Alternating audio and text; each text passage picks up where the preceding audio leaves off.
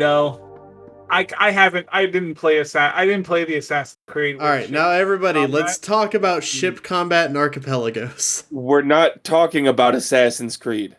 I posted a link. I was saying that's the only other. Okay, besides Kingdom Hearts 3 and now Pillars 2, it's the only other game I know that has ship combat. Sea of Thieves. I just posted a link to the Deadfire Archipelago. That's what it looks like. Sea of Thieves doesn't have combat. It has what could at best be described as like ship to ship. Oh man, have I ever talked about Sea of Thieves on here? Buffoonery. Buffoonery. What was that? Have I ever talked about Sea of Thieves on here? No, but I'm not opposed to talking about Sea of Thieves because I love Sea of Thieves. I've never played it. That game pissed me off. I got into that game with a couple other friends, right? Yeah. And as we all they do. weren't on, so I just decided I was going to play solo for a while, just kind of run around. And I had some bounties, and I was doing some nice stuff. And then 2 people came up on me, acted like they were going to help me get the bounties in, and then killed me and took all my cheese. And I swear, and the last thing they said to me as I was dying was, "Sorry, this isn't." What is it? What did he say? Sea of Friends. And I fucking closed that game and deleted that game and haven't played it since. Fuck that game. It's not wrong. Jake and I have had some memorable Sea of Thieves buffoonery. That shit. To be fair, you said I'm gonna play the Sea of Thieves solo. That's the mistake that you made. Around. I was doing pretty good for like an hour and a half, like just getting bounties and stuff. And then fucking 2 people just ran up on me and stole all my bounties. It's like, fuck you. Yeah, see, that's why I don't play those kind of games, because why the fuck should I, like... Yeah. I don't get the point of your enjoyment being making other people's game bad. It's the internet, man. That being said... I don't give a shit. I don't want to play games where that can happen. That being said, Black Flag ship stuff is a blast and is a lot of fun. The ship combat in Pillars 2 is trash. I did it one time, and now anytime a ship approaches me, or I have to approach a ship, I just board the ship, kill everyone on it, and then take all the stuff for myself. Because fuck it. I mean to keep bringing it up, but as I said, it's my only throwaway. I swear to Christ, if Kingdom Hearts comes out of your mouth. But like in that game, the ships are able to do like limit breaks. Yeah, this is true. So like technically there's an entire like boarding system. There's an entire boarding system in that game where you're supposed to like weaken them enough so that you can launch your like anchor at them, and then you board the ship and attack the Heartless on it. But I never do that because it's like, or I can just launch my ship 1,000 feet in the air and have it like skydive other ships. Me and Nick were having a conversation the other night, or you can play a good game. Or the other day, as we do. And I stopped the conversation midway through it. I went, Nick, why is it that literally every conversation we have ends with you talking about Sonic the Hedgehog? Yeah. It's every conversation. Well, to be fair, this time it wasn't me. This time, specifically right now, it's you. Well, yeah, but I'm just. But are you gonna not talk about it? No, I didn't have anything particular to say about Sonic the Hedgehog. I don't believe you. I can bring something up. Yeah. No, let's not, because then we inevitably go into Penders, and I don't feel like going over that again. You know, you see, Ken Penders. It's one of those things where it's like Ken Penders is a piece of shit, right? And here we go. Yeah, but like to me, I see it a lot like Image Comics back in the 90s. Anyone now with 2020 hindsight will say like, "Oh man, Image was stupid. Look at all the bad mistakes and shit they did, right?" But I'm like, it's because of the Image revolution. Comics were able to like crawl themselves out of fucking like bankruptcy and actually become like a viable market. And it's like, Never I ends. hate Ken Penders, suck, but he left and took 90% of the fucking Archie Sonic canon with him, and it's like, Honestly, that was probably for the best. Okay, look, we're gonna have to find a new person to take over Sonia because I am putting my foot down, and we have to eject Nick for fucking defending Penders. I'm not defending him. I'm just saying. No. You just defended him. You're out. Go away. We're done. We're through. It sucks he took Julie Sue and all them with him, man. Especially, it's like, man, the Knuckles, all the Echidna things are the perfect encapsulation of everything wrong with Ken Penders, because you have him making, look at this really cool concept with like Julie Sue or like Locke, Knuckles' father, and all that thing with the whole Guardian thing. And then you also have, here's the start of a Knuckles comic. I just mentioned Sonic the Hedgehog, and here we are. It's all I have to do. They came for the Jews, and I said nothing, and they came for me. Yeah, he made the fucking Echidnas the Jews, and it's like it's a literal don't do that. It's a bad one. Don't do that. It's so bad. Why? How do you even have the thought that that's a good idea? I will say this. I am perplexed. I am scared. Everybody, listen to me. I am scared. You should be. You fucking should be. Ever since I fucking found out that the goddamn entirety of Spider-Verse only happened because of Sonic the Hedgehog, I will never stop bringing it up. Okay. All right. You remember how Sonic had comics way back? Yes. Matt, you remember how that was technically part of the Archie label? Yes. Not technically, it was published by Archie. It was published by Archie. And Penders, somehow, I forget the way it all happened, he ended up having the rights to publishing Sonic in comic book form. They never thought. I don't know who Ken Penders is. You don't need to. All you need to know is that he is a very, very terrible person. Hey, you remember that one thing where that one creator, that one writer of the Powerpuff Girls wrote himself into Powerpuff Girls and made himself look cool, and like Bubbles wanted to like marry him or whatever. It's that. It's just that. Turn it up to 11. But also, imagine he also made it is just half of the Powerpuff Girls character. Like, but also, imagine if he had created Blossom and Buttercup and like Professor Utonium. Like, God, there is I've dived into the legalese of that, and it's the simplest thing ever. It is the smallest, simplest thing of like, what do you mean? Just know you never thought to like trademark, like, what do you mean you never thought to like write down your like agreement with the artists and writers that the characters they make are not your property by them? It's because it's literally wasn't. It's not that they're not owned by him. It's like they're not owned by anyone. So he was legally able to just say, "Well, now they're owned by me." Yeah, it's like if Joel Shuster left Marvel or DC Comics and took all of the Daily Planet characters with him and made his own Daily Planet character like comic. Yeah, and there would have been nothing DC could do to stop him. Yeah, it's because someone forgot to file one thing. And then he takes one of the characters and makes their entire race an allegory for the Holocaust, very ham-fistedly and very badly.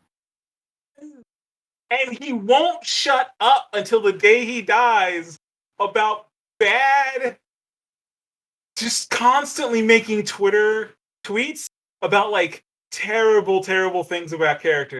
Like, man, Perry White and Lois fucked or something like that. But like just doing bad things with the characters that he doesn't need to. Yeah, he's a terrible human being. Who like I said, it sucks that he had like a couple good ideas and they're gone forever because he's crazy. Like, yeah, everybody that I know, like, will say before he took it all and was like, mine, his stuff was all right up to like right before that point. Once he realized he could take it all and have complete control, that's when everything went off the deep end because he's like, I can do what I want and nobody can stop me. Yeah, And it became his own fan fiction, except it was official. It's a total George Lucas scenario where it's like, as long as there's someone to rein him in, that's pretty good. The minute the fucking old man's able to go off the rails, he falls apart. Okay, no, you want a perfect example if you know the reference? It would be like if Chris Chan was official. Oh, no. There's nothing good from that. I don't think he was that far.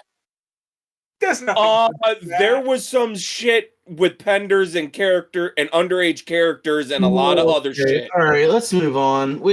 This is about as much. Once again, about as much. That's part of the whole. Yeah. For the whole like post thing. That's why I said we'll leave it at that. That Penders is terrible. He never should have done what he did with Sonic, and we're moving on. Oh, so what you guys don't know is that this little chalkboard. Look, if you want the full details, just look it up, and you can fall down the rabbit hole. What you guys know is I have a chalkboard in my room. Past years, I have been slowly off every single day that goes by,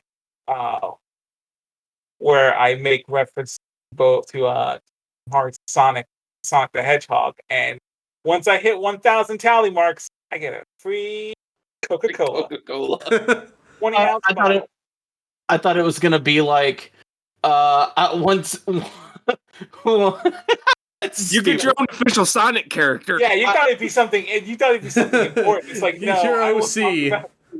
I will talk about this stuff for the betterment of. Jake, what is this link that you posted in the Discord here? It's like, once you talk about Sonic the Hedgehog 1,000 times, your spirit is free from this mortal coil. Like 100 good deeds for Eddie McDowell. Jake, you're scaring me. Jake posted a video called Jordan Peterson enlightens Joe Rogan on Bionicle. Bionicle's apparently really good. I haven't fucking. Apparently the amount of people that I know that like Bionicle, unironically and not just for like the toys, are like, it's insane. Apparently the lore for Bionicle is deep as fuck. Yeah, it's up there for sure. It's one of those series where like it dying a little. I just like the toys because if it had been around a little bit before. If you had been around for Bionicle, it would be the only thing you would talk about. I just meant like it sucks that it died when it did, because if it had lasted for like more years, it might have been able to get like a Lego movie. It might have got the Ninjago treatment. They might be doing that now. Who knows? Although, Lego. It's one of those things where it's like I recently watched a video where dude dive into like. It's Lego's done with the movies. They are done. Well, I thought they were bringing Bionicle back or some shit. Aren't they doing a thing? I've seen. I could be wrong. I don't fucking know. Yeah, with Bionicle, yeah, because I've seen. They're releasing Bionicle toys again. Time for an incredibly divisive game. Uh-oh. Okay. We will name fictional characters, and we will decide whether or not they would survive in the Warhammer 40k universe. Oh Lord, yes, let's do this. Okay, sure. Starting up, let's go big or go home. Actually, let's start with let's start with a simple one. Optimus Prime. Probably. I would say so. I don't know enough about Warhammer. I guess it depends on the Optimus Prime you're talking about. If it's cartoon Optimus Prime, no. He wouldn't be able to survive bolter fire. If it's like movie Optimus, probably. He's basically just a fucking. Yeah, if it's Bayverse Optimus, I can see it. What war crimes Optimus doing today? Nothing. Will he survive the Warhammer universe? Do you think Optimus could survive even something like a Dreadnought? Fuck. He give it a good old try. Well, it's also Because I think honestly, one dreadnought. Yeah. I think one dreadnought gives Optimus Prime like the work. Well, which Optimus are we looking at? Yeah, that's what we're talking about. That's fair. I mean, fucking Energon Optimus had 50 different forms. I think he was able to combine with the what's his name? What was it? Sentinel Prime at the time? Maybe Energon? since Matt doesn't know as much about Warhammer, let's go just in general. Characters, we'll pitch characters like, I don't know, 2 characters at a time, and we'll decide who could beat who. Okay, I just want to throw one other, since you did Optimus. Megatron would fully embrace the warp. Yeah. Tell me he wouldn't. Anything to get an edge up on the Autobots. Like, of course he would. Yeah. Absolutely. I could just see him sitting there in the middle. Yes. It's also like yes. Optimus would I know it's stay literally demons. I don't care. Give it to me, Starscream.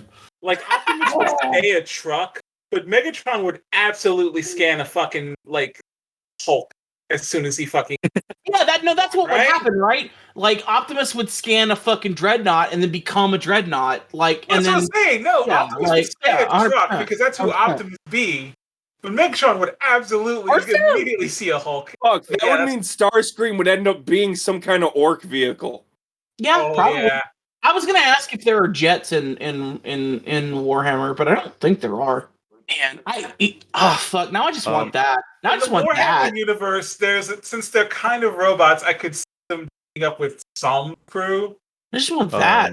But any like Wars character would probably immediately serve an Odyssey. Like that's too much. How about some do you think anybody from Star Wars, like Legends, canon, any part of Star Wars, is there anybody in Star Wars who could stand up to the 40K universe? Absolutely, and his name is Glup Shido. Don't bring Revan. up fucking. Revan probably could, yeah. I think Revan has Revan- the mentality to survive it. I forget the name of the ship, but didn't Revan make the one to blow up suns? I know what you're talking I'm about. not sure. I don't know if Revan created or found it. Darth Nihilus would I know survive. he didn't have any qualms about using it. I've been getting super deep in CRPG since I started playing Pillars, so that might actually be on the list. I think after this, I'm probably going to play Wasteland, Wasteland 3 specifically, but I might eventually pick up the Old Republic. Darth Nihilus would survive at least for a while because he belongs in Warhammer. I mean, Vader would obviously like. I haven't watched anything. The only thing I know from 40K is what I know from fan anime. But just from what I've seen, I don't think there's a single being in the Star Wars universe, except for maybe that one expanded book where it's like a god slug that could handle like anything. It could handle most things from 40K. Most things from 40K are designed to just wipe out entire worlds at once. Yeah, the problem with would this character survive 40K is that could they survive like orcs and Imperial Guard and Chaos? Probably, maybe. Could they survive like could they survive like world-ending like apocalypse bug people? Is there Well, I mean, what can survive the Tyranid? Yeah. Cockroaches? He was talking about humans. I mean, that's basically what fucking Tyranids humanity or is. Zergs? Series. Zergs or StarCraft? I know, that's what I said. Tyranids or Zergs. Oh, yeah. I mean, I think of some like fantasy characters who we could force to go head to head. All right, instead of I'm gonna drop. Hold on, I'm gonna drop a rule now. No DBZ, no DC Big 3, because that's just gonna end up in huge. If anyone's pairing remotely resembles like Superman versus like Goku, Green Arrow, like. I mean, that's the problem. The problem with trying to do that in like a universe where like continuity is done by multiple writers means it's never going to be possible because the answer is always going to be whoever is currently writing them. Like, I think me and Nick had this conversation the other day. It's like, who wins in a fight between Batman and Superman, right? Who wins in a fight between Batman and Superman? Is Alan Moore writing Superman? Or Frank Miller writing? Or Frank Miller writing it. But even then, like, Frank Miller got it. Like, everyone talks about how Batman beat Superman in Kingdom. I almost said Kingdom Hearts. Fuck. See, I thought you were gonna say Kingdom Come, and I was like, fucking hell yeah, man. No, actually, I was thinking of The Dark Knight Returns. My brain is gone tonight. But like, he didn't win. He had a heart attack. He died. Like, no.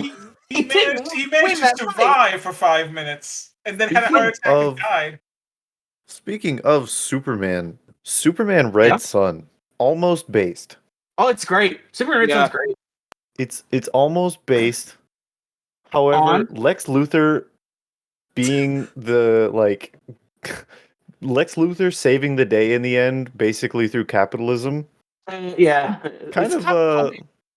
an L.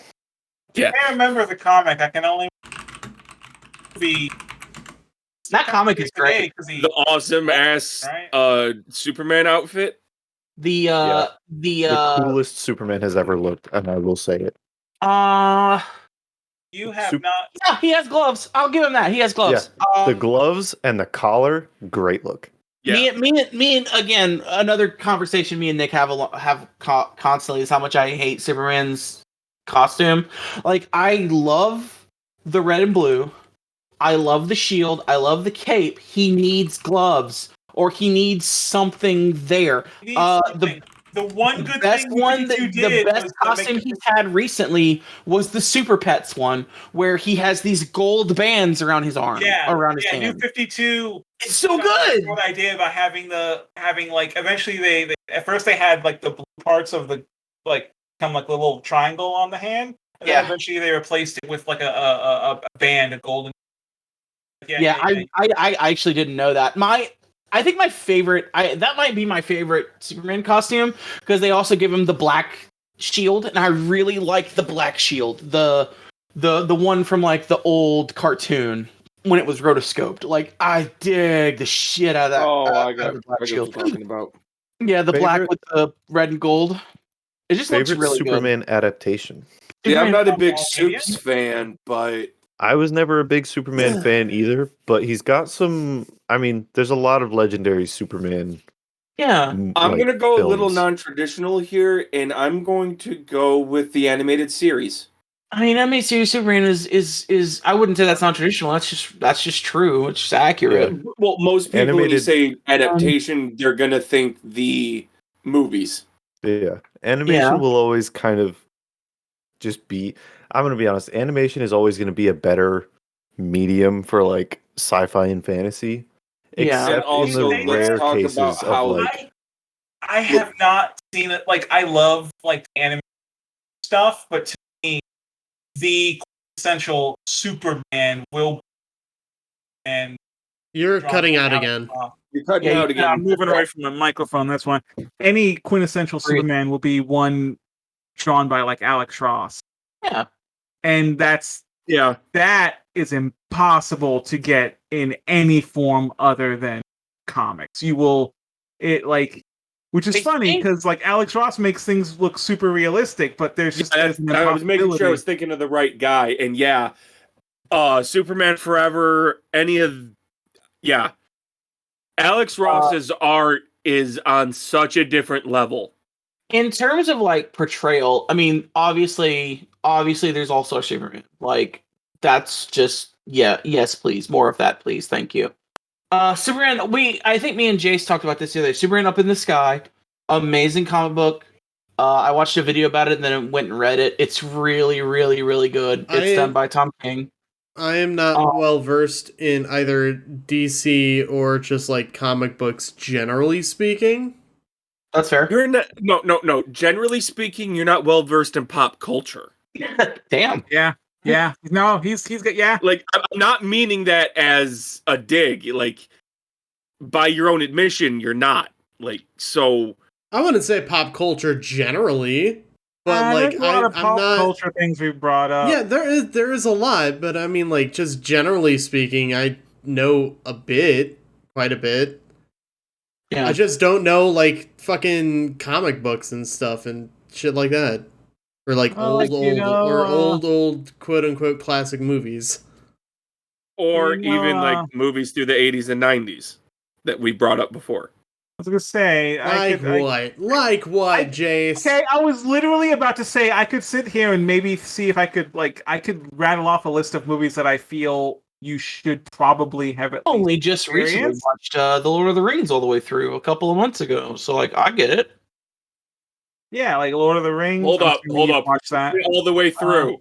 Are you talking extended editions or regular? Oh my god! Yeah, extended editions, all three movies, all the way through. Then you did do all the way through. I was gonna say, there's not. Look, I love the extended editions, but like, I will not begrudge people not wanting to watch them. That's a lot of movie. Like, and the theatrical ones are the ones we all fucking saw originally. So like, we watched it with a couple friends. And originally I didn't want to watch the third movie. I got through the first two, and then I didn't want to watch the third one because I hadn't got a chance to read The Return of the King yet. And then when I finally got to read Return of the King, it was like months later. It was like years later, and I was like, I'll get to it eventually, and just never did. It's not a bad movie. It's a good movie. I just didn't do it. Yeah, no, I understand. There are things that I have gaps in. I have holes in my viewing of things. I try my best to clear up those holes. I guess I don't fucking know. Why am I talking right now? I'm exhausted. What's up? Back to the Future. Yes, I've seen Back to the Future. Not a big fan of it though. Not my favorite. Jurassic Park. Oh fuck yeah, dude. Oh, we're just doing this now. Okay. Alien. Yes, the first Alien movie, just super fucking slow.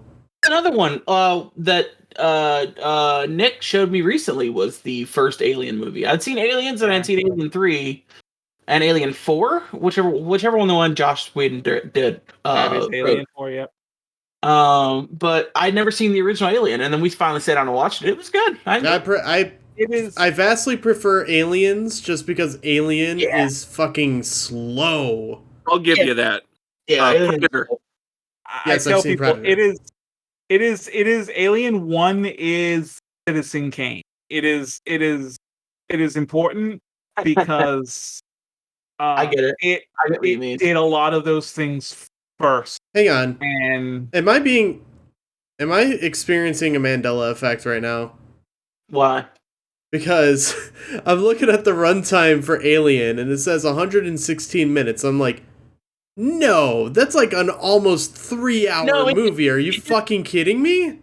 116 minutes is what? 2 hours. You want to do your math again? It's 2 hours, dude. Yeah, it's 2 hours, dude. I swear that movie is like 3 hours long.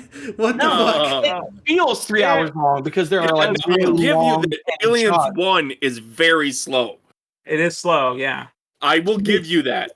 I will not disagree with that at all. It is still a great movie.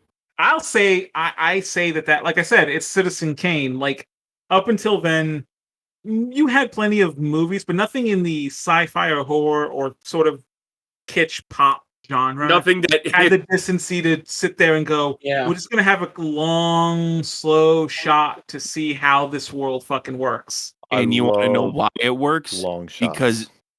Because Geiger knows how to tap into that lizard brain. I say it's not just Geiger, because when you look bullshit. at Geiger made the designs, but let me tell you something. The direction and how it's shot is also important too. And also, there is a designer that's not Geiger who sat there and made every ship and shit. And when you think of Aliens, you think of that dirty 80s fucking broken down aesthetic. I really dig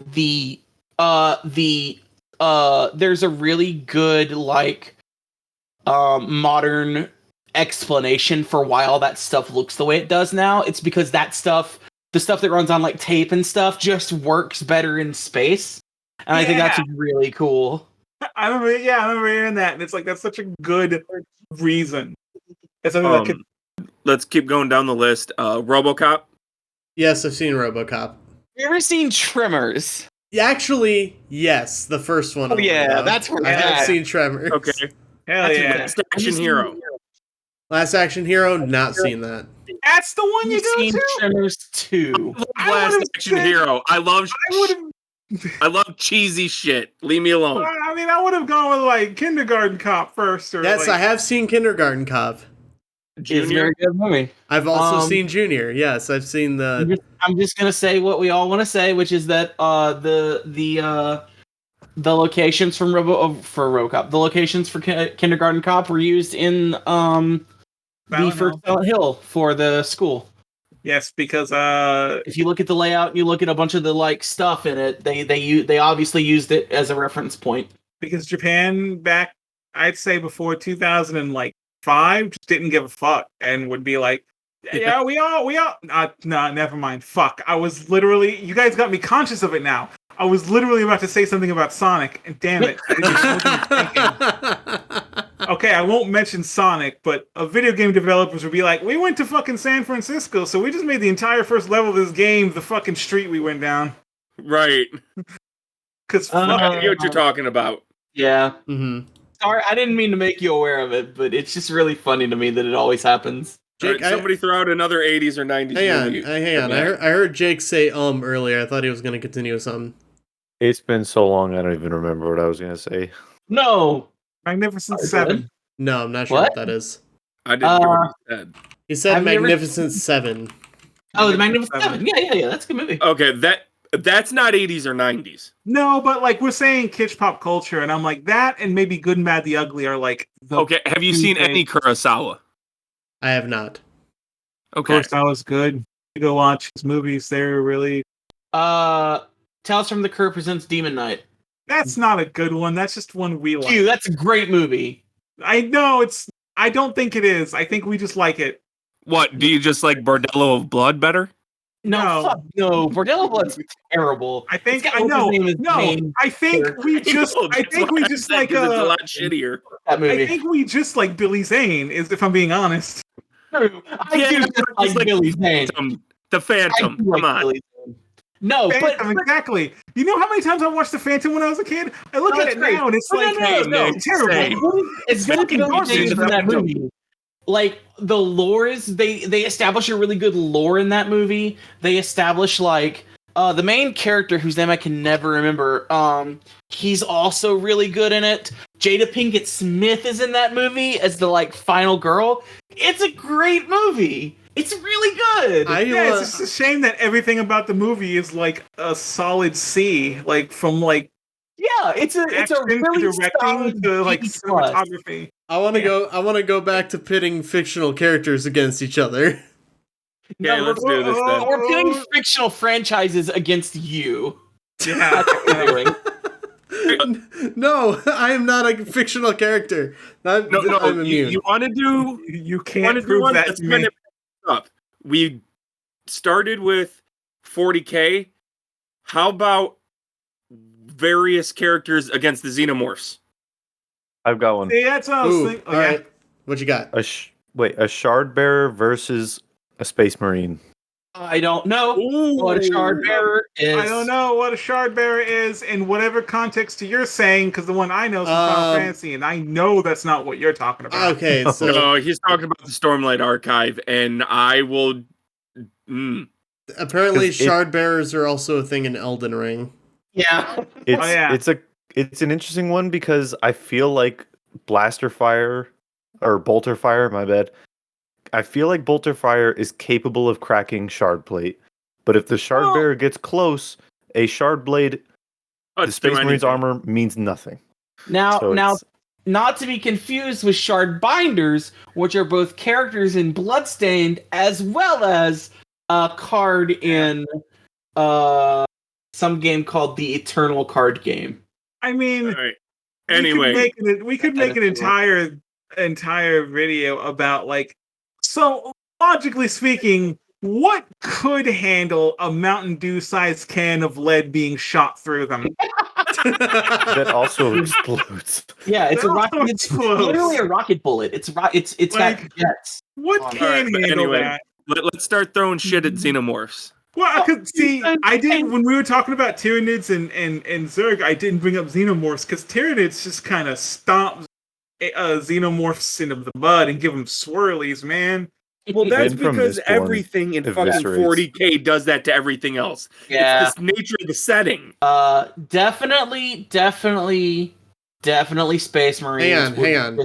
A lunch. What from Mistborn? Vin solos every xenomorph that exists. Vin solos every xenomorph. I would pay to see that. Even honestly, she wouldn't even need animated. that video. Any Sanderson like protagonist whose thing is fighting, of course. Obviously, like, you know, the ones who don't fight at all aren't soloing anything. But like Kaladin, Vin, Kelsier, every Dalinar, especially Dalinar, they all solo every xenomorph ever. If for our listening audience, I'm staring at the camera and shrugging. Xenomorphs. To read Brandon Sanderson, damn it. That right there. Because they're like, unless you're dealing with something like Superman level threat, they're the perfect enemy because it's like just strong enough that they rip through just about any like normal conceivable thing, but are still killable. Just any protagonist, any has like a shot. Xenomorphs are good because a single one is lethal and dangerous, but is beatable. Once they get in numbers, that's when you start having issues. Okay, so Jake will probably be the only one of you that understands this. But Sal the Cacophony could probably solo a xenomorph.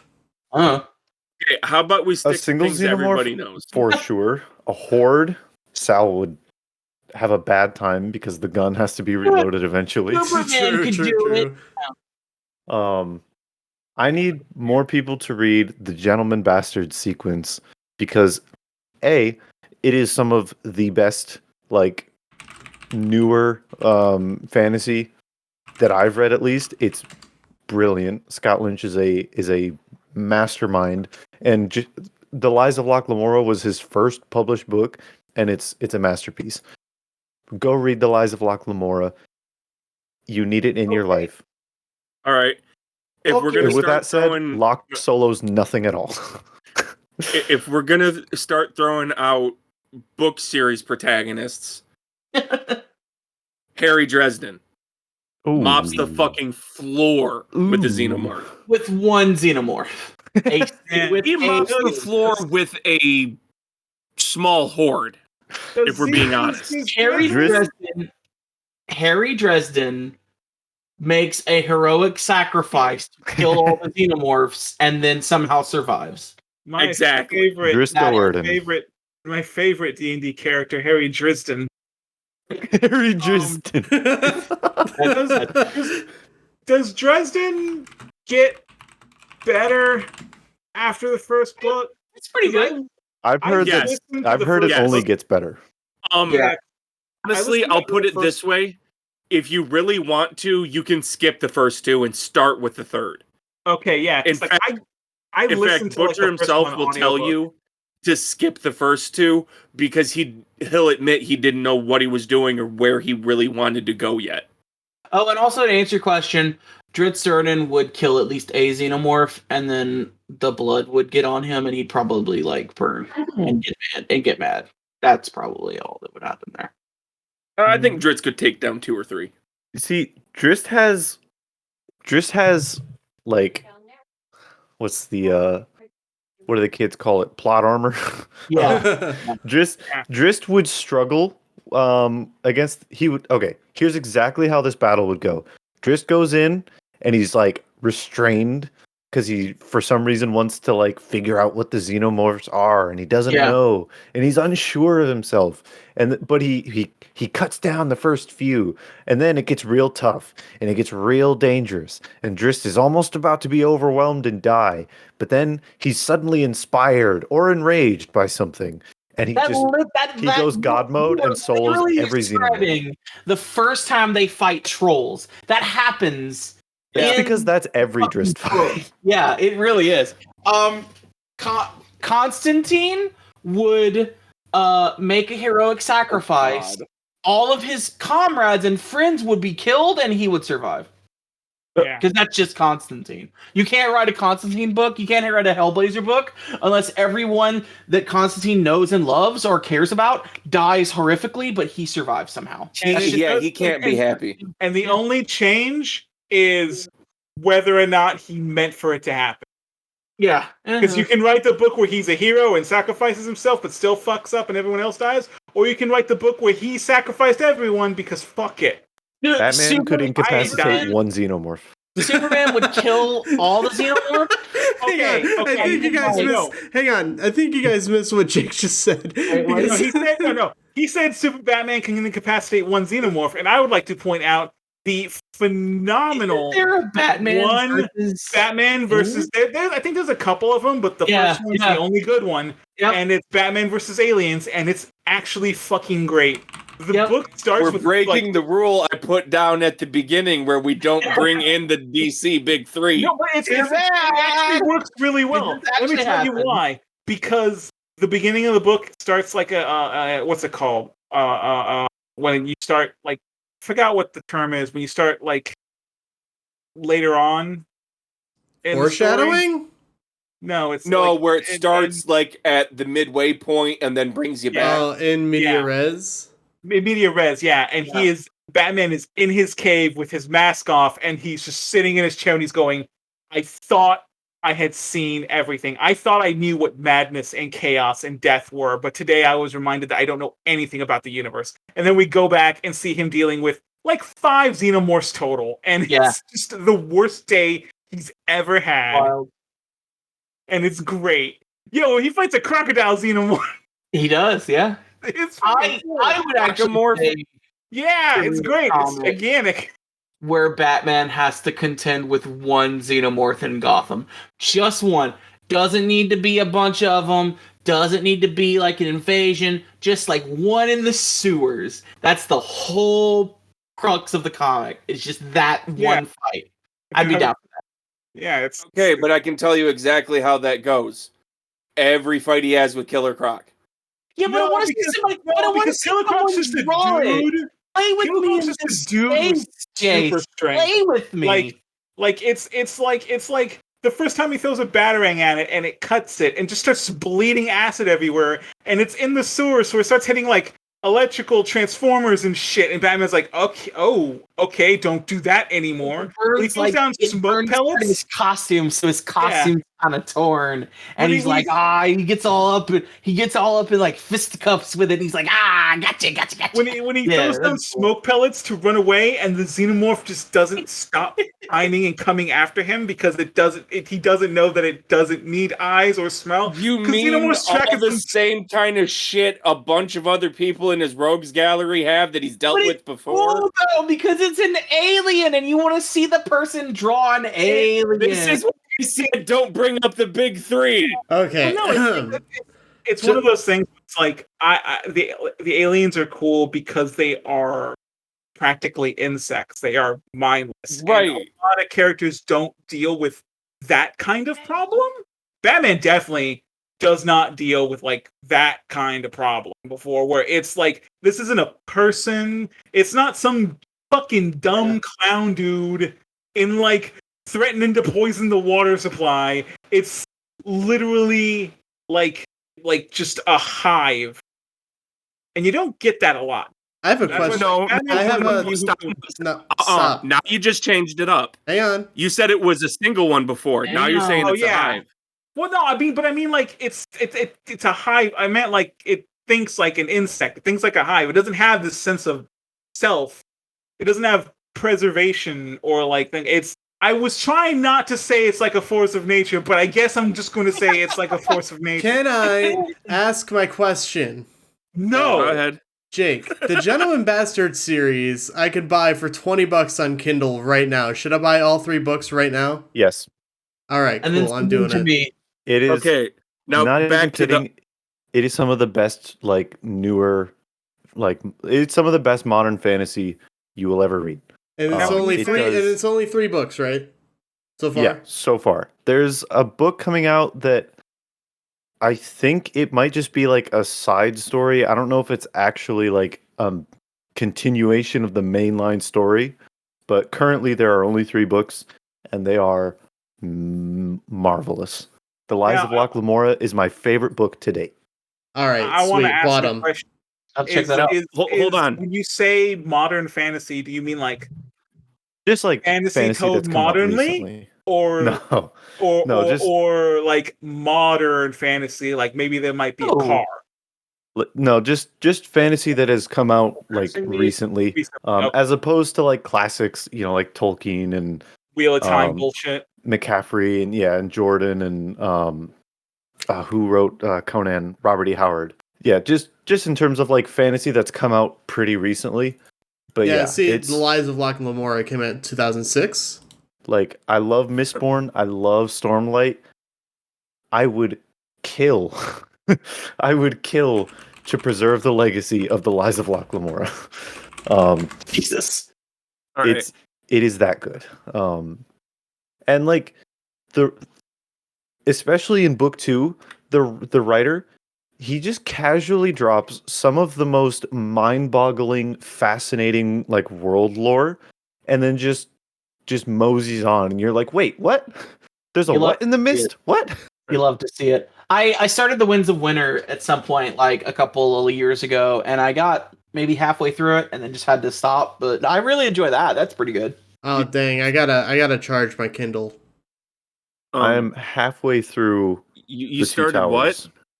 Winds of Winter. The Winds of Winter, the first Kingkiller Chronicles book by Patrick Rothfuss.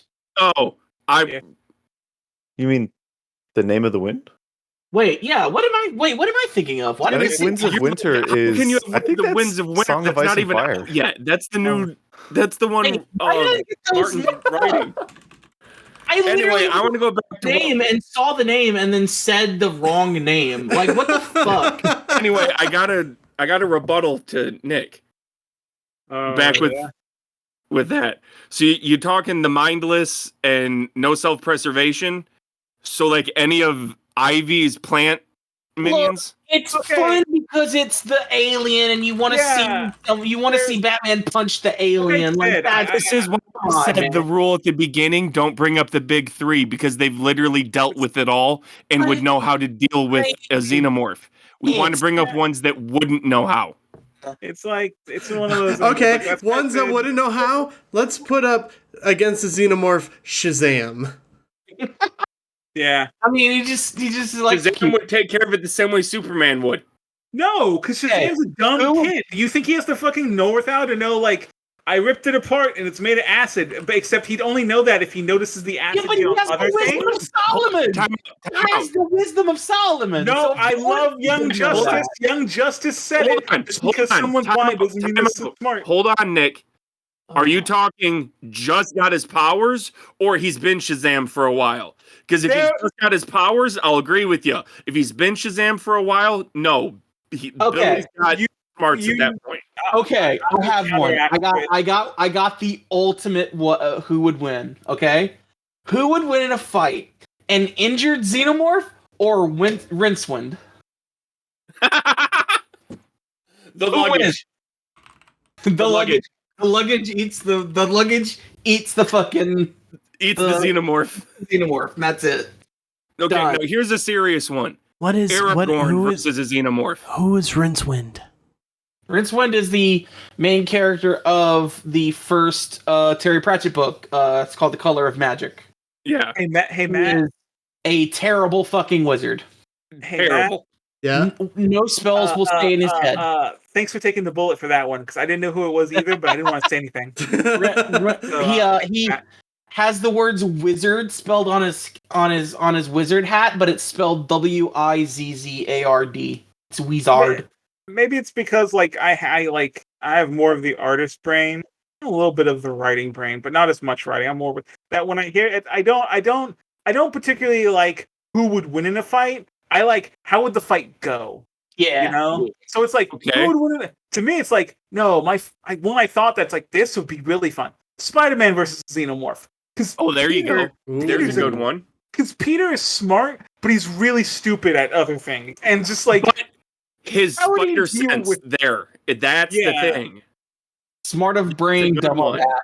Dumb of yep. Him fumbling, having to deal with a Xenomorph.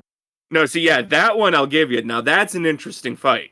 Spider-Man's a menace. He was fighting that alien, and all the blood got all over the train tracks and the train. Shut up, JJ. Fuck Spider-Man. Fuck Spider-Man. I don't fucking like Spider-Man. Spider-Man needs to go away.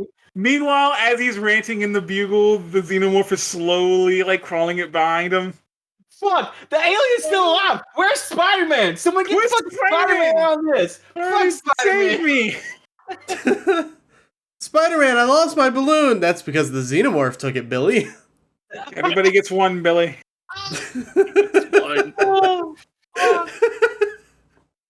Oh, that's good. In Jay's book, Aragorn has the best chance against the Xenomorph, I think. Book Aragorn, absolutely, yeah. Yeah, but that would be another fun one, him trying to track it and it trying to, like, in turn, track him. There's like a YouTube short movie where it's like Knights Templar versus... Oh, yes! I know what you're talking about. Predator. And something like that with, like, Aragorn would be so fascinating. You mean like Deadliest Warrior, but, like, good? No, it was called just Predator Dark Ages. It's a 27-minute short film. Yeah, it's basically just a predator on Earth, like a normal predator.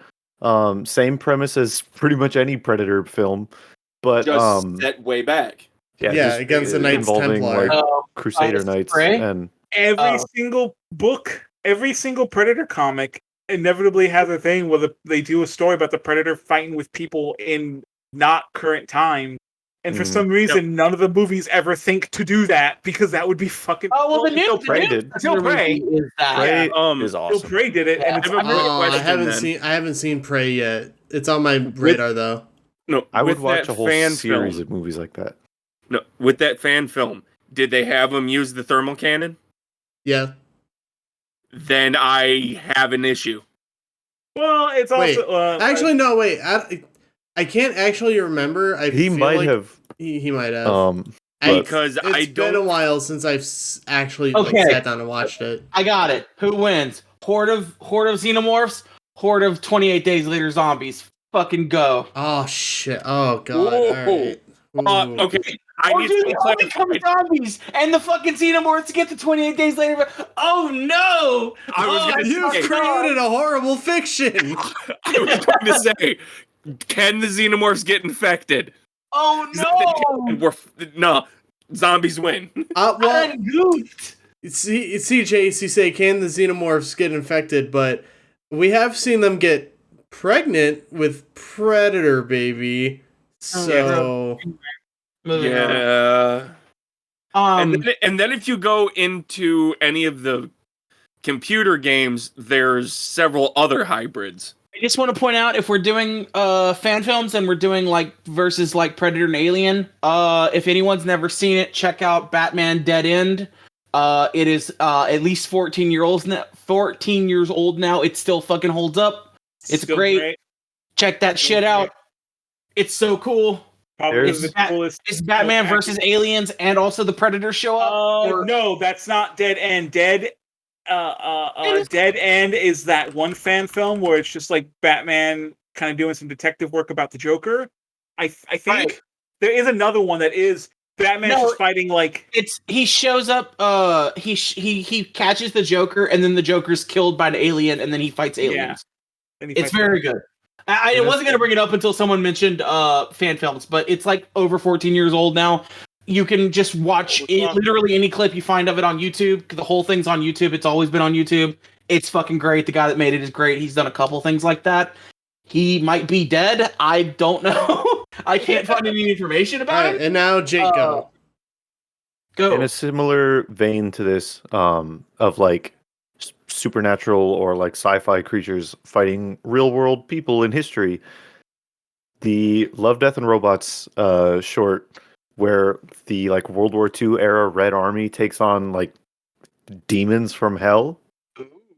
Awesome episode. Very underrated. Man, I've only seen like 4 episodes of Love, Death, and Robots. Just the animation quality alone was amazing, but the Russian folk music played on the, what is it called? Like a you just made me think of one. Balalaika, yeah. Yeah, just like that folk music playing at the end while there's like people just going head to head with fucking demons, and it's an incredible episode. And also some very rare Red Army representation that isn't just like, Western propaganda of, oh, I shoot you even though you're on my side. Sounds really interesting. You bringing up demons just made me think of one. The Doomslayer against an entire horde of Xenomorphs. Doomslayer stomps. Yeah, You can't it's stop. not even fair. It would be the one time the Xenomorphs feel fear. Yeah. Doomslayer versus Bookmaster Chief. The Doomslayer versus the Page Master. I don't know, I just came in my head. The first thing that popped into my head when we first started talking about this was like Decker from Blade Runner having to deal with like one. That'd be cool. Yeah. Yeah. Just because that aesthetic is that, right? Like that's. Here's the fun thing. There's nothing to indicate that those two don't live in the same universe. Yeah, that's a good point. You never really see Earth. And it's just those two are very similar aesthetic designs. That's why it popped in my head. Yeah, no, I get where you're coming from with that. Yeah, that makes sense. It's like it's the best Xenomorph enemies, or the enemies for Xenomorphs are who has to deal with it. Yeah, it's like, and what makes it better is whoever is going up against the Xenomorph has to be just like someone who's just like, I gotta put up with this shit now. Yeah, deal with this. All right, you want to go that route? I have to deal with this shit now. John McClane versus the Xenomorph. Oh my god! In a building. Nakatomi Plaza. I'll raise it even higher. Duke Nukem versus Xenomorph. Does he get to God. The problem there is that when Duke finds the queen, bad things happen. Gonna bang it. Duke Nukem's gonna fuck the alien queen. You know he would. He would. Tell me he wouldn't. Yeah, it's Duke, baby. Hail to the king, baby. I just want. He finds the queen. He's like, I came to shoot hot loads, and I'm all out of bullets. Exactly. I hate it. God damn it. The problem is I can see it. Same. Oh god. Oh. All right. Why does this Xenomorph have such a fat ass? I'm gonna clap some alien cheeks. I'm pretty sure that's a line he's actually said. He says that, and then you have the Xenomorph do like a dog, like it looks up and makes the sound effect. It makes the Tim Allen. Yeah. No. That's what happens when you find the secret part of the level where it's the Xenomorph dancing on the pole. I hate that. And I give up that. I visualized that, and I wish I immediately hadn't. I need mind bleach. No mind bleach for you. Someone's made a source filmmaker of that. They had to have. You know someone has. Hang on, give me like 5 minutes. For anyone who's read Wheel of Time or knows anything about Wheel of Time, I don't know anything about Wheel of Time except that it's called the Wheel of Time. Yeah, same. A fist of Trollocs led by a Murdral versus a horde of Xenomorphs. That's an interesting one because, like, you would think that one Xenomorph could match one Trolloc, but Trollocs are like 10 feet tall, 9 to 10 feet tall. But there's the tail. But then how would you get a handful of them if they're 10 feet tall? Yeah. I'm just gonna see myself out the door. I'm gonna stuff foreign objects inside of you. There is a really good, such a vague but threatening. What was said isn't mean. It was the tone with which it was said. Exactly.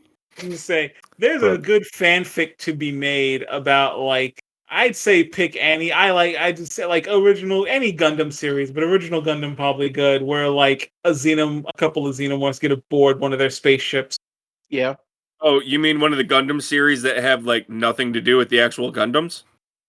Well, I just meant like I don't think it's gonna be. I think it'd be an interesting story for Amuro having to go through the ship while like a couple xenomorphs on board murdering people. And he's like, I just got to get to the Gundam so I can kill the monsters.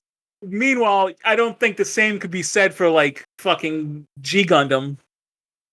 Unless you have the alien pilot one of the Gundams. Okay. Okay, I take it back. That's the best. Xenomorphs don't really work in the Gundam, universe. No, he gets aboard and the ship scans him. And because you have that scanning tech where it like puts a suit on you and then you control it with your movement. Because in G Gundam, and then he fucking controls the mech with his movements. Because in G Gundam, there's Texas Mac, who's like the US representative, Texas Mac, who rides a Gundam, and his dog pilots a Gundam horse that he rides on. So that's why I immediately went like, oh yeah, that's right. Xenomorphs can totally pilot a Gundam. I got one. Christ. I got one for Forgot about that. Evangelion Unit 1 versus Xenomorph. No. There's no fucking way. No, here's the thing. Would you not want to read that fan fiction that's about a Xenomorph getting loose in Nerve headquarters? I would just giving Gendo the business. I would read that. I would read that. I want to see a Xenomorph use its tiny mouth to smash through the Sele fucking pillars. Right. That's great. A good image. That is. Okay, so fully ascended Ray versus Xenomorph. What? What? That's nothing. There's nothing there. There's nothing there. That's not a bit. It's a bad bit. I know it's a bad bit. I know. I demand next bit. Next bit. All right. Listen to this sick fart. There. Next bit. Wolverine versus a Xenomorph. Okay, so first of all, this is the 7th. I'm trying to play Gundam Evolution, and this is the 7th game over the past 2 days. Well, I played 4 games the other day and 3 games now, and this is the 7th one in a row where I got into the match and then someone left and the match just ended. So I haven't been able to play this game. What game is it? 2 days. Gundam Evolution. I'd like to play 1 game. 2, there is someone in the game who was named Digimon Lords, and I just needed to say that out loud. Incredible. Because I just noticed it in chat. Now here's the question: how can we tie this back to Sonic the Hedgehog? I thought I was going to say now Digimon versus Xenomorph, but which Knuckles Digimon versus a Xenomorph? Knuckles. Oh, see, he starts digging to get away, but then the Xenomorph starts crawling after him. What happens when a Xenomorph gets a hold of the Master? Lord, no! That's wait. If a Xenomorph gets all 7 Chaos Emeralds, will it become Super Xenomorph? It becomes Super Xenomorph. It turns gold. I think you have to have like the sentience necessary to like activate it, and I don't think the Xenomorphs have the sentience necessary to activate. Remember, there is the human hybrid. Yeah, but that's not a regular Xenomorph. That's a mistake. Yeah. That's a mistake. That's an alien mistake. Okay. Yeah. Okay. I went to type in Xenomorph human hybrid into Google, and one of the first autofill results is fan fiction. I'm not Googling this anymore. No. See, well, yeah, you're going to read bad stuff. But also, I just realized you weren't talking about the one from the comic. You're talking about the one from the 3rd movie or 4th movie, right? Yeah. Yes. Okay, because there's a alien. The one that gets shunted out the airlock. Yeah, no, there's an alien Xenomorph like hybrid that's actually pretty cool from the comic because it's also like it's also part like android. In order to like keep the alien and human parts from just falling off, they like androided him up, and so he looks like it's actually a really cool character who is super cool in the comics, and so that's why I was giving it some thought, and then I realized, oh no, you're talking about the dumb. The dumb. The dumb one. thing that thinks that Sigourney Weaver is its mother. Yeah, that. And now I'm looking at the new alien human hybrid, Don't ever forget. and it looks fucking crazy. Yeah. Chucky Dorf. What's his name? Brad Dourif? Brad Dorf's in that movie, and he's like the best part. Oh yeah, Yeah, he is. Oh my god, he is in that movie. Hamming it up. He is hamming it up. Hi, can I just remind everyone, if we're talking about human hybrids, that Jurassic Park 4 was originally supposed to have human dinosaur hybrids, and they took that from us. Good. They took I'm that glad away they from us. did. They took that away from us. No, every single goddamn Jurassic Park sequel after 2, there's always been, for like a hot second, someone puts the idea of having human hybrids on the table. And Steven Spielberg slams his dick on the table and says, "I will never let that happen because it's a dumb idea." And then Universal Studios went, "Yo, here's this cool Evolution Halloween event," and everyone went, "Oh, Steven Spielberg, you're stupid and crazy. This is a good idea." It's such a good idea. It's a great idea. They should fucking do it. It's bad. But it messes with the integrity. And I'm like, yeah, that messes with the integrity of Jurassic Park more than an 85-pound child knocking a 300-pound raptor out a window. You guys want to know what's really funny? I'm looking at the list of characters from Jurassic World. No. I don't want to know anything funny ever again. Let's talk about our taxes. No, I just think it's funny that Chris Pratt's character's name Owen is like, you guys need a more white-sounding name for Chris. Owen Grady. You could not make a more white-sounding name. I just don't want him to be Mario. I think it'll be fine. I think it'll be okay. We'll all get over it, but also sad because I used to love Chris Pratt. He was so good in Parks and Rec, and then he just became famous and bad, and I don't like him anymore. Is it him or Evans that has the big religious side? It's Pratt. It's him. That's what I thought. Fucking had something I was gonna say because of what you said. Oh yeah, fucking I hate other Jurassic Park fans because they all concentrate on the wrong fucking things in the movie. The last Jurassic Park movie had the coolest fucking concept I'd ever goddamn seen. Everyone hates it but me. Wait, Jurassic Park or Jurassic World? The Jurassic World. I consider it all. It's all the same. The last movie, Jurassic World Dominion. Yeah, where the evil company made fucking prehistoric locusts, and the first time you see them is the shot in a field, this farmer's field, full of wheat, and these kids find what looks like a grasshopper the size of a fucking wiener dog. And then all of a sudden, there's just 1,000 of them because it's a locust, and I love that concept because Jurassic Park, bring back insects. Dragonflies are the size of people. Creepy. That's fucking cool. Jurassic Park, call me when you have feather dinosaurs. Nick, do you just like insects? Well, yeah, insects are cool, but also isn't that when you think of dinosaurs? Ancient times, Jurassic period, Triassic, Cretaceous, you don't very rarely do you think of insects were insanely big. And you also don't think of flora. No one thinks of how crazy megaflora and shit. Yeah. How crazy plants and insects are the two craziest things to exist back in time, and no one ever brings it up when they do ancient shit. And I'm you should, because it's dope. Flora was fucking actual poison ivy bullshit. Actual R32s existed. And I said, every insect was the size of dogs. I wouldn't go that far, but I get your point. Wow. And it's just cool. Ancient stuff's cool. The past, cool. Alright. I saw a picture of I went to the museum and they had the bones of what was a mega sloth, and I think it was literally called the mega sloth, and it was a sloth the size of a Kodiak bear. Oh man, I want a mega sloth. That sounds literally. I think it was literally called the mega sloth, and it's just yes, that's pretty good. There's a lot of fantasy that uses dinosaurs. I don't think there's enough fantasy that uses some of the insane Ice Age Oh yeah, not even just the megafauna, but like just the creatures that existed in the Ice there's Age. like not enough like woolly mammoths or like saber-toothed tigers in fantasy. And someone's gonna say, "Oh, but Skyrim." Shut up. Shut up. Once again, to bring it because we were just talking about Jurassic Park, Camp Cretaceous, the Netflix series, which is really good and you should watch it, has a point where the kids go to like an island also made by an evil corporation, and they're like chilling in this desert. And they haven't seen any dinosaurs, and they're thinking it's safe. And then at night they hear a growling, and a fucking like Smilodon shows up.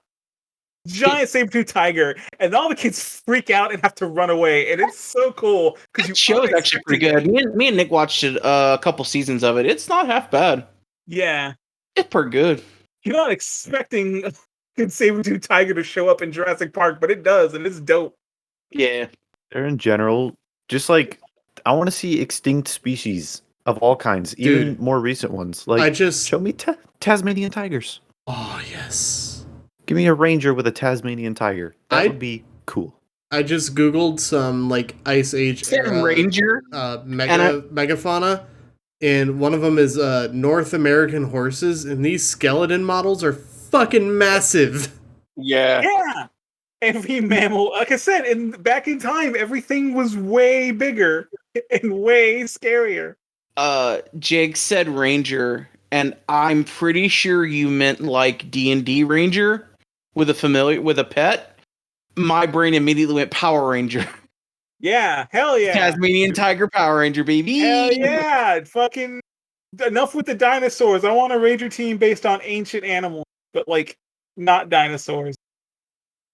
I just saw the ground sloth, and that's a massive skeleton. There was a pig. I believe one of the names for it is an Intellidont. Is that the one that was like 10 feet tall and like? It is a pig that is like the height of a fully grown fuck human. Yeah. And it is, if you know, here's the thing: if you aren't wise enough to be scared of pigs, then it means nothing to you. You're just like, wow, that's a big pig.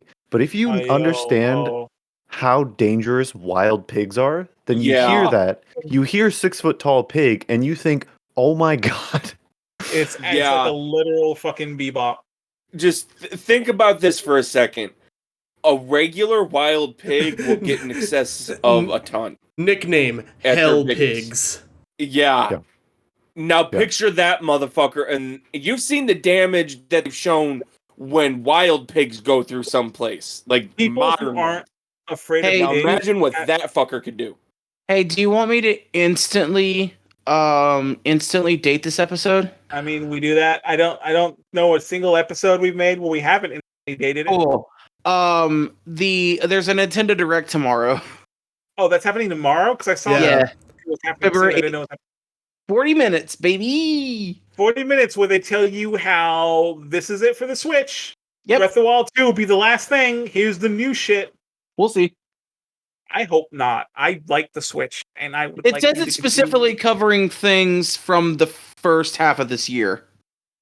So there's nothing. We'll see. I don't know. Probably a lot of farming games again. If I had to take a wild guess. Pan likes their farming. So, how's about calling that an episode? No, we're gonna call it a show. Well, how's about calling that a show? No, we're calling it an episode. Whatever. Who fucking cares? What are you trying to do, buddy? Your buddy, pal. Not if your you pal, ever need guy. a reason to be grateful, just remember your ancestors didn't get eaten by a 6 foot tall pig. Yeah, that's what I don't want to say. Anyone who's not afraid of pigs has never been to a goddamn farm in goddamn life. Pigs First thing they tell you about on pigs is that pigs will fuck you up. Do not go near the pig trough. Do not go near it. Oh yeah, because they'll just eat you. Yeah, and these are just the domestic ones. Yeah, the domestic ones will just eat you, even though they should know better. The wild ones will murder you and then eat you. I think it's really interesting that wild pigs and domestic pigs look completely different. I think it's wild how wild So pigs weird. have a literal fucking Tekken 7 rage art that they can do on you. Yeah. That's pretty good. I think the name of this episode should be Why You Should Be Afraid of Pigs. Yeah, it's a good one. No, I agree with that. All right. It's Well, all the cute animals you should always be afraid of. What is it? Like capybaras are the fucking worst animals on the planet or something? They're the hell beasts. It's always like the cute Hippopotamuses. Hippopotamus. Yeah. Yeah, If bear hippos are dangerous, why it have ears of a friend?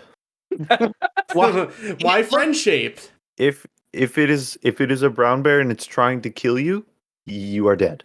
Yeah. Yeah. Like, If it is just you ain't like winning.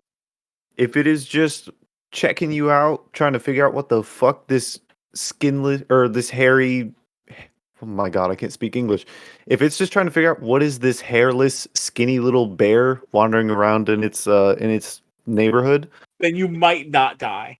your best chance is to just like to just be calm and just really? no. It was like You cannot outrun it. No.